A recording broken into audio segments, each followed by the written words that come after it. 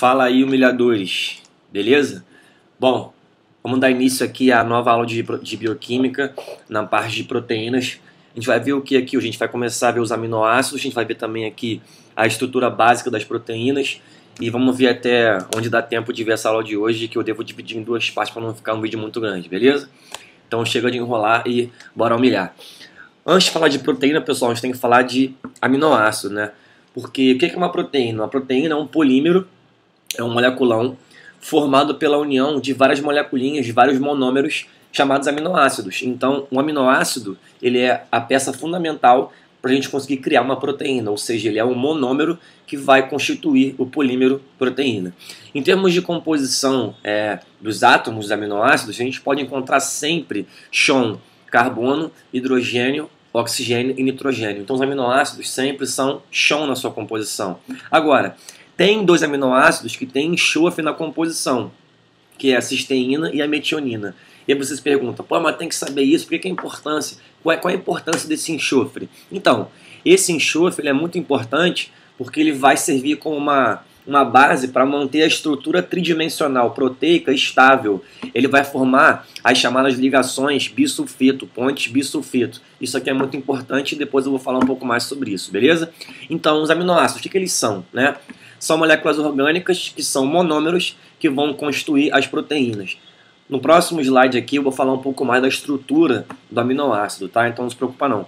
Mas todo aminoácido, pessoal, ele vai ter que ter, no mínimo, uma função amina e uma função ácido carboxílico. Por isso que você dá o nome aminoácido, né? Você tem amina, ácido, juntou, deu o quê? Deu aminoácido, beleza? Além disso, a grande maioria dos aminoácidos tem um carbono assimétrico, tem um carbono quiral. Só um aminoácido que não tem esse carbono quiral, que é a glicina. Vocês vão ver aqui a estrutura dela como é que é, então vocês vão perceber que não tem esse carbono quiral. Mas a grande maioria tem. E em relação à função dos aminoácidos, eles não atuam apenas para construir proteína. Não é só essa função que eles têm, né? Alguns podem servir como fonte de energia. A alanina, por exemplo, ela pode ser convertida em glicose numa reação que ocorre no fígado, chamada gliconeogênese. Alguns, como o glutamato, como a glicina, atuam como neurotransmissores, né? E tem várias funções importantes no sistema nervoso central. E, obviamente, podem participar de vários processos metabólicos. A gente tem aí o ciclo da ureia, por exemplo, o próprio ciclo de Krebs, que os seus componentes são derivados de aminoácidos, enfim, por aí vai. Outra coisa interessante é que nem todo aminoácido ele entra na composição da proteína. Então, alguns aminoácidos podem entrar na composição proteica, o ribossomo vai juntar para fazer a proteína.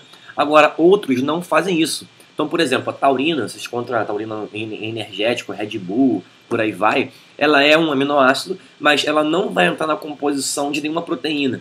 Então, quando você tem, por exemplo, numa célula taurina, ela nunca vai ser usada pelo ribossomo para fazer um anabolismo proteico. Show? Então, os aminoácidos não entram na constituição das proteínas. Agora, a gente pode classificar os aminoácidos, né? Senão, seria uma zona, tem que classificar tudo para organizar. Basicamente, você pode classificar em relação à carga, se ele é polar, se ele é apolar, em relação à cadeia, se ela vai ser aromática, se ela é alifática, se o aminoácido é ácido, se ele é básico, ele é positivo, negativo. Mas o que importa aqui para nós, na biologia, é ficar restrito à classificação essenciais ou não essenciais. Que negócio é esse? Bom, os aminoácidos essenciais são aqueles que o nosso organismo não consegue produzir sozinho. Então nós iremos obter através de quê? Através da dieta.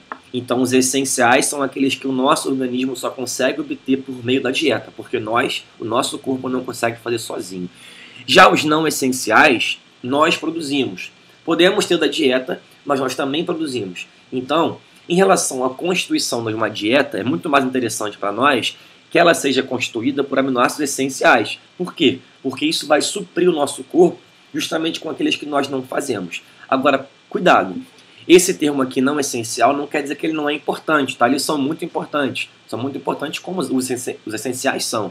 Mas é só uma classificação. Então, cuidado. Não pense que não é essencial quer dizer que não é importante. Na verdade, eles são muito importantes também. Show! Então, aqui, ó, a gente tem a constituição básica de um aminoácido, tá? A gente tem aqui o carbono, que geralmente ele é assimétrico, 4 ligantes diferentes. O que é esse R aqui? Esse R é justamente o radical que pode estar variando. Então, de acordo com a variação desse radical, você vai encontrar diferentes tipos de aminoácido. Aqui você tem né, a função ácido carboxílico, mas aqui ele ionizou, perdeu um hidrogênio, mas pode imaginar aqui que ele tem hidrogênio, então C dupla O, OH, tá? Um ácido carboxílico. E aqui você tem uma amina, que ela está protonada, né? Ela recebeu aqui um H+, por isso que está aqui H3N+. Mas pensa que é H2N função amina, beleza? Então todo aminoácido vai ter essa função ácido carboxílico e essa função amina ligada nesse carbono, que geralmente ele é assimétrico. E a variação nesse radical determina o tipo de aminoácido. Vamos ver aqui alguns exemplos daqui a pouco. Aqui é uma tabelinha, ó, só mostrando para vocês quais são os essenciais e quais são os não essenciais. Então aqui, ó, fenilalanina, histidina, leucina, isoleucina, valina, são alguns essenciais. Não essenciais são alanina, arginina, cisteína, glutamina, prolina, serina e por aí vai, tá? Não há necessidade para o vestibular de você ficar decorando essa tabela. Eu coloquei aqui para você poder consultar quando você quiser, mas não há necessidade de você decorar isso. Aqui embaixo nós temos uma reação, que essa é muito importante, e essa nós temos que saber do vestibular, porque o vestibular cobra, tá? Bom, aqui à nossa esquerda, vocês estão vendo, a gente tem um aminoácido aqui, olha só. Carbono, função amina, função ácido, e aqui você tem um radical que entrou aqui, o hidrogênio. Então esse carbono aqui não é quiral, não é assimétrico. Então essa é aquela exceção que a gente falou um tempo atrás, né? Esse aqui é o aminoácido de cadeia mais simples que tem, que é a glicina. Aqui do lado, pessoal, ao invés de ter lá o radical, o hidrogênio, você tem aqui um metil que entrou. Então quando entrou aqui o metil, vai ser o aminoácido igual? Vai ser a glicina? Óbvio que não. Aqui nós teremos outro aminoácido. Teremos quem?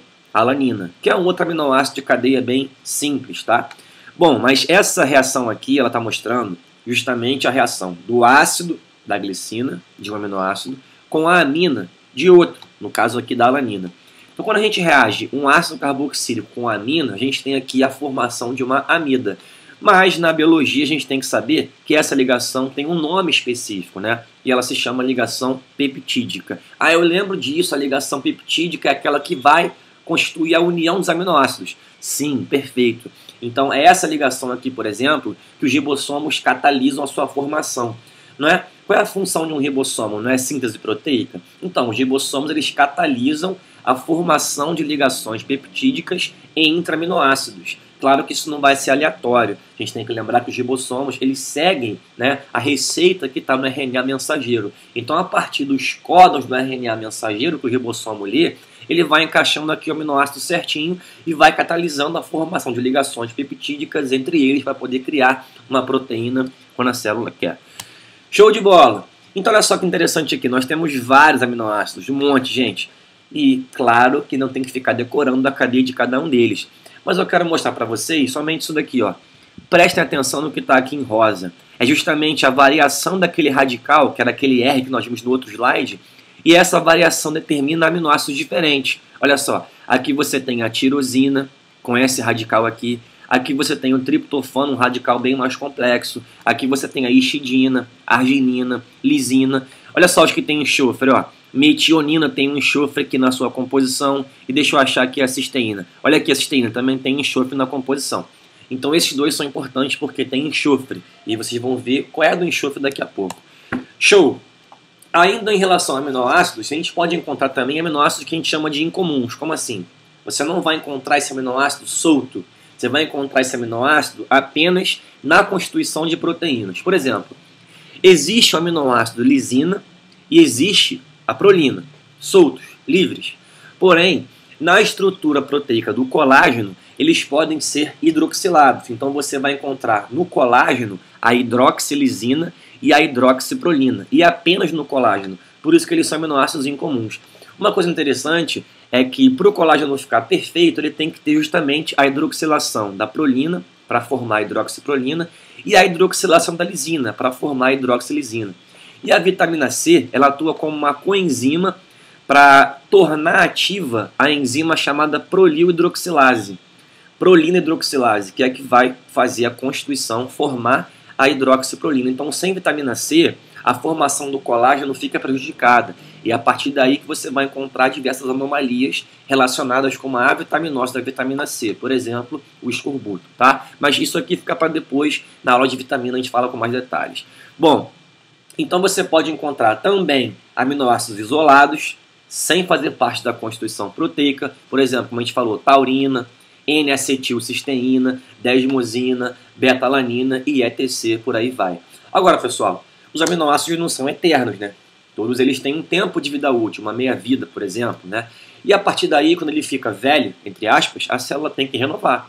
Então a gente chama isso de turnover, é a renovação das moléculas da célula. Isso não se aplica só para proteína e aminoácidos, isso aí para qualquer coisa, para carboidrato, para lipídio, para ácido nucleico, enfim. Então, quando nossos aminoácidos querem ser renovados, a célula vai e sintetiza novos. Caso o nosso corpo seja capaz, ou seja, os não essenciais, ou então você vai ter que obter os aminoácidos a partir de quê? Da dieta, aqueles que são essenciais que nós não conseguimos produzir sozinhos.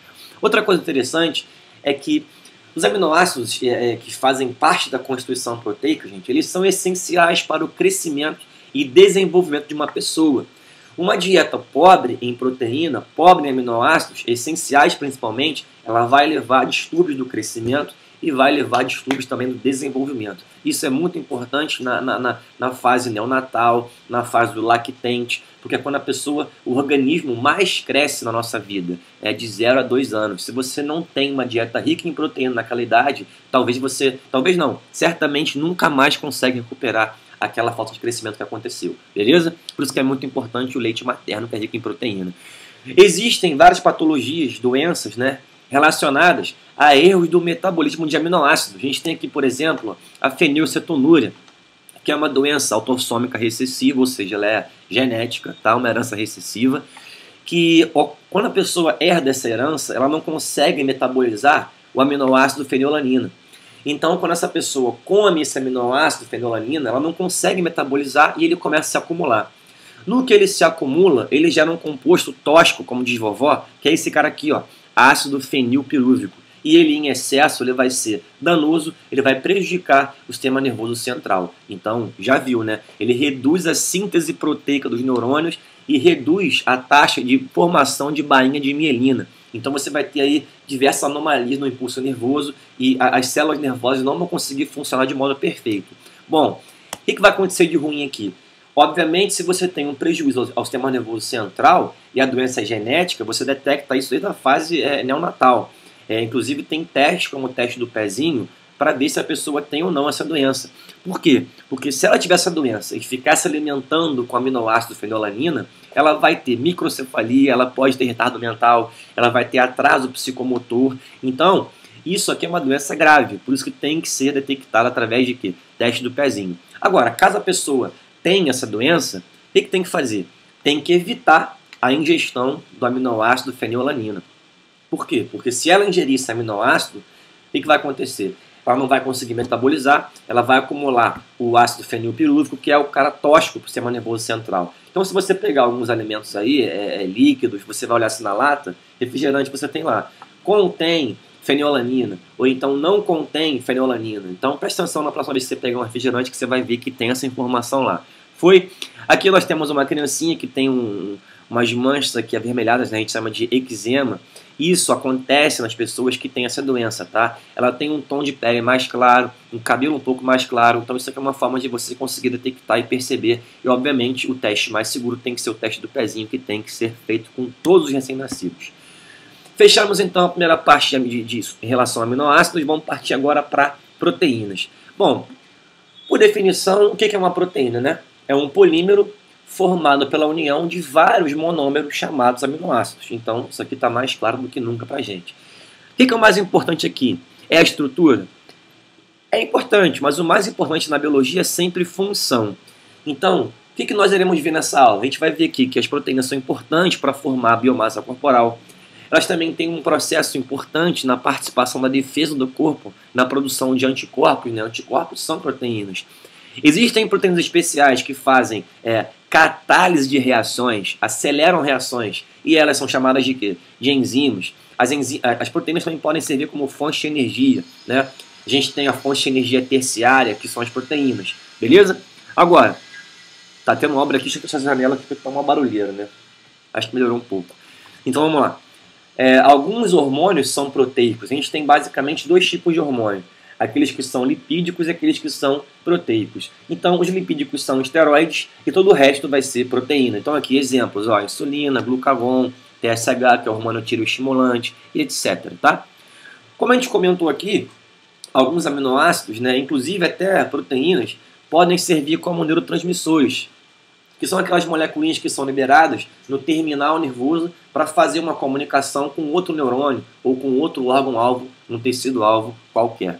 Existem proteínas que têm ação contrátil, elas conseguem mudar a sua forma e exercer uma mudança na morfologia da célula. Dentre elas, a gente pode destacar quem? As famosas proteínas actina e miosina, né? Muito importante no processo de contração muscular.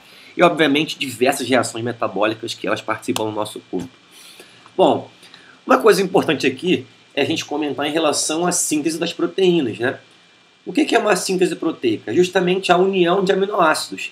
E nós comentamos aqui que essa união é feita onde na célula? Nos ribossomos, né? Toda célula tem ribossomo. Para a célula ser uma célula, ela tem que ter ribossomo, tá? Então, só para lembrar para vocês isso. Os ribossomos são as organelas que fazem a síntese proteica. Agora, as proteínas podem se ligar a outras moléculas que não são proteicas. E aí você vai chamar de proteína conjugada. Então, por exemplo, nós temos proteínas que podem se ligar com lipídios, você vai chamar de lipoproteína. E nós temos proteínas que podem se ligar com carboidratos, você vai chamar de glicoproteína ou então proteoglicano. Aí depende da proporção, quem é maior, se é a proteína ou se é o carboidrato. Mas enfim, o que importa é isso. Então, classificação das proteínas. Assim como aminoácido tem que classificar, né? Senão vira uma zona. Então você pode classificar como proteína simples, quando você encontra apenas a constituição proteica, ou você pode classificar como proteína conjugada, caso você encontre a proteína ligada com um outro composto que não é proteico. Por exemplo, lipoproteína, que é proteína com lipídio, ou glicoproteína, que é proteína com carboidrato. Agora, essa classificação aqui, ó, são as mais importantes em relação ao vestibular, em relação à biologia, que é a classificação justamente em relação à cadeia da proteína, a forma da sua cadeia. Então são 4 classificações básicas: proteína primária, proteína secundária, terciária e quaternária. Qual é a definição? Vamos ver aqui a definição e depois a gente vai ver as imagens que vai clarear tudo. Proteína primária é aquela que é uma cadeia linear de aminoácidos, então ela é bidimensional, ela é linear. Então assim que ela é feita no ribossomo, ela sai linearmente. Então, assim que a proteína é feita, ela é uma cadeia primária, ou seja, uma sequência linear de aminoácidos. Mas ela não vai ficar dessa forma. Por quê? Porque ela tem uma tendência a interagir com ela própria e começar a formar uma estrutura tridimensional bem mais complexa. E aí você se pergunta, mas por que ela faz isso? Porque essa tridimensionalidade, é difícil falar isso, né? Mas essa estrutura tridimensional determina justamente a função da proteína. Então, isso é muito importante que vocês fagocitem, humilhadores. A forma tridimensional da proteína, a forma da proteína tem relação direta com a sua função. Se ela perder a sua forma, ou se a forma for um pouco modificada, a sua função será também prejudicada. Show? Beleza.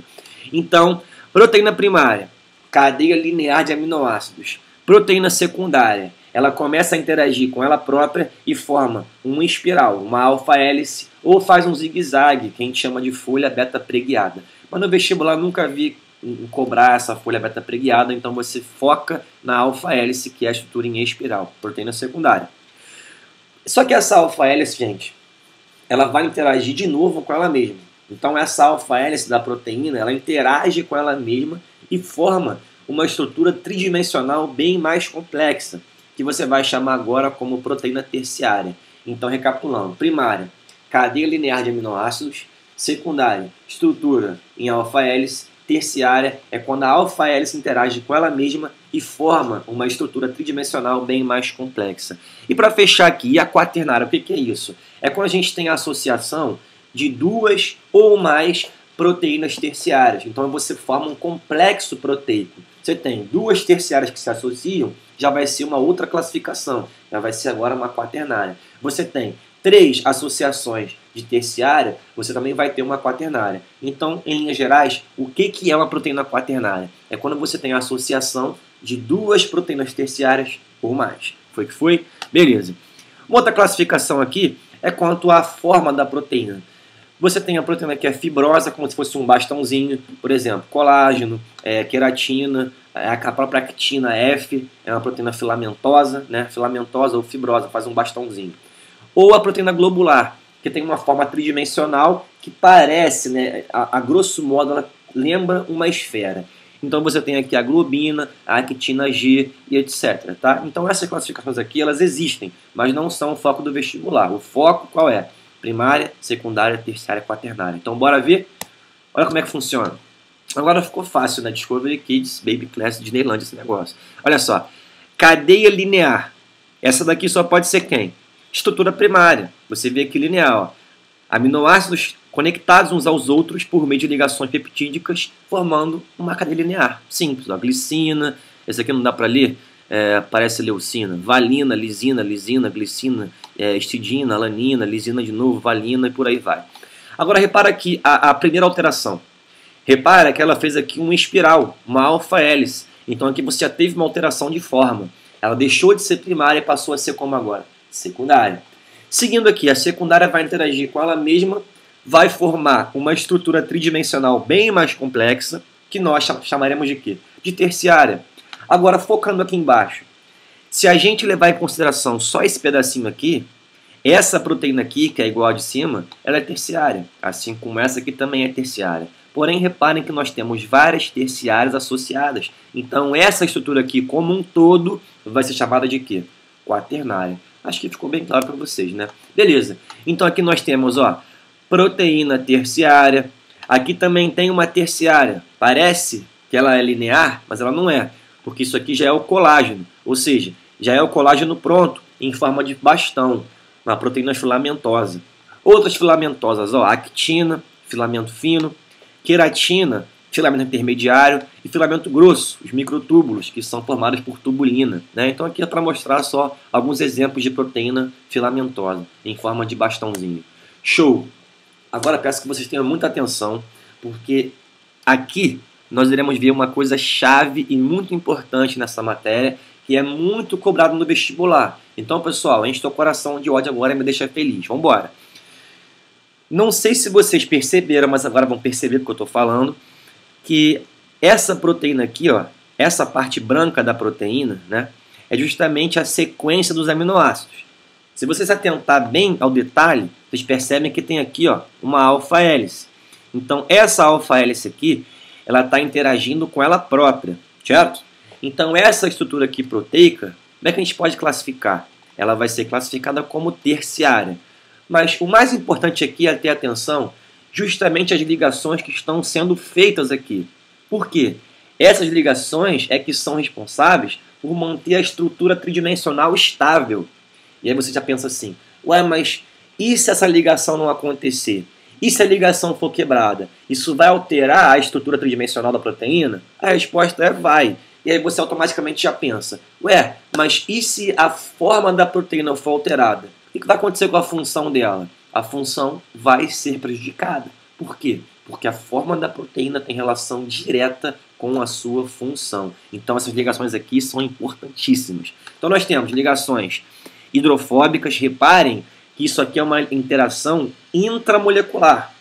Ou seja, é a proteína interagindo com ela mesma em pontos diferentes.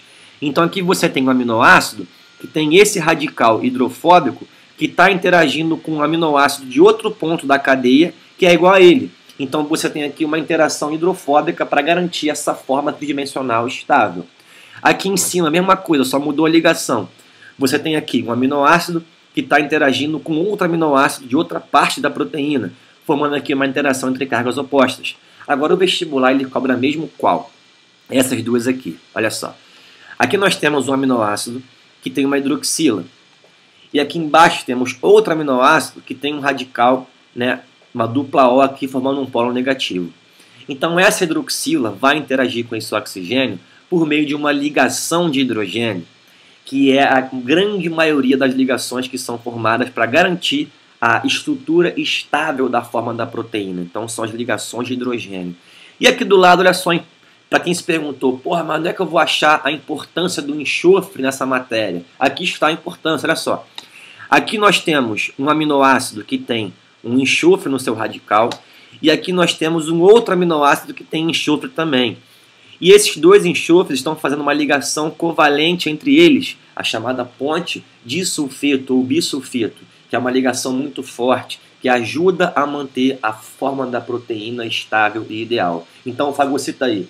quais são as ligações mais importantes para manter a forma da proteína ideal, a forma tridimensional perfeita. São as ligações de hidrogênio e são as ligações de sulfeto, pontes de sulfeto. Beleza? Se as ligações forem quebradas, a proteína vai ter a sua forma alterada. Ah, mas eu lembro que tem um termo específico para isso, não tem? Tem. Alterar a constituição da ligação, você quebrar a ligação e alterar a forma da proteína, isso se chama de desnaturação. E como você pode desnaturar uma proteína? Ou você dando calor para ela, porque quebrar a ligação é um processo endotérmico. Então, se você der calor, você vai quebrar a ligação. Então, fornecendo calor, as ligações serão quebradas e você vai ter aí um grau de desnaturação. E a outra forma de você ter uma desnaturação é através da variação de pH. Então, se você variar o pH, as ligações de hidrogênio serão desfeitas e você também vai ter um grau de desnaturação. Agora, em relação ao pH, tanto faz se você está acidificando o pH ou está alcalinizando, você sempre vai desnaturar a proteína, abaixando ou aumentando o pH. Então, digamos que essa proteína aqui é uma amilase salivar, que tem um pH ideal em torno de 7. Se você baixar o pH, botar, por exemplo, 3, ela vai desnaturar. Se você aumentar o pH, botar, por exemplo, 12, ela vai desnaturar também. Agora, em relação à temperatura, para você desnaturar a proteína, só elevando a temperatura. Por quê? Porque quebrar a ligação é um processo endotérmico. Se você tirar calor, a ligação fica lá. Se você der calor, a ligação vai ser quebrada. Então, para desnaturar com temperatura, é só elevando a temperatura, fornecendo calor. Foi o que foi o humilhadores. Beleza. Bom, então aqui fica a próxima aula, porque senão vai ficar muito grande, tem 27 minutos já quase. Então é isso aí, humilhadores. Espero que tenham gostado. Se gostaram, dá um like aí, curte o vídeo, compartilha, se inscreve no canal, segue lá no Instagram, @PiresBru. Fica ligado, hein? Chora agora e aprovado. Se não aguenta, não se envolve. Chama que vem. Tchau, tchau. Valeu.